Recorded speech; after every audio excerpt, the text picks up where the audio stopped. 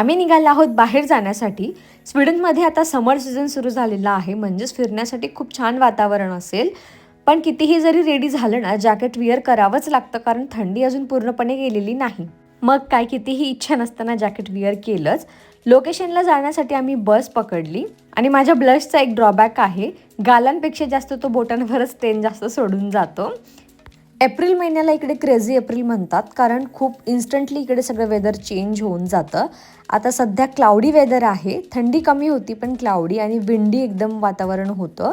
त्यानंतर लोकेशनला पोहोचलो, पण जो स्पॉट आहे तो बस स्टॉपपासून थोडा दूर होता, मग वॉक करत गेलो आणि ह्या लोकेशनला तर एकदम सनी वेदर होतं। त्यामुळे एकाच सिटीतल्या बऱ्याच ठिकाणी वेगवेगळं वेदर सुद्धा असू शकतं। ह्या सीझनमध्ये आता सगळीकडेच ग्रीनरी असणार आहे।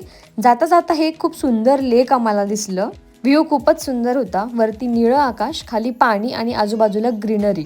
जाताना खूप छान व्ह्यू एन्जॉय करत आम्ही गेलो। आम्ही आलो होतो वॉल्परगिस नावाचं एक युरोपियन लोकांचं फेस्टिवल आहे ते बघण्यासाठी। जसं आपण आपल्याकडे होळी करतो तसंच यांच्याकडे 30 एप्रिलला रात्री हे लाकडं पेटवतात। यांचं हे एक ट्रेडिशनल फेस्टिवलच आहे। इव्हेंट सुरू व्हायला खूप वेळ होता, त्याच्यामुळे मग आजूबाजूला जे फूड स्टॉल्स किंवा अजून काही स्टॉल्स लागले होते ते आम्ही एक्सप्लोर केले। इथले लोक त्यांचं ट्रेडिशन खूप फॉलो करतात, सो ते बघून खरंच छान वाटलं की आपल्या देशातल्या ट्रेडिशनबद्दल आपल्याला नक्कीच प्राऊड फील व्हायला पाहिजे। बरेच सारे फूड स्टॉल, कॅन्डी स्टॉल्स इथे लागले होते, ते आम्ही एक्सप्लोर केले, पण अजून पण बराच वेळ होता, म्हणून म्हटलं चला बाजूलाच असलेल्या लेकच्या तिथे आपण जाऊन बसू, कारण खूपच छान व्ह्यू होता।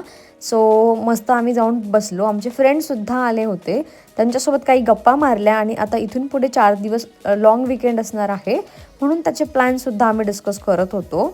इव्हेंट काही सुरू झालाच नाही, म्हणून वाट बघून बघून आम्ही आमच्या फ्रेंड्सच्या घरी आलो, जे की तिथे जवळच राहतात। त्यांनी आम्हाला डिनरला इन्व्हाइट केलं होतं।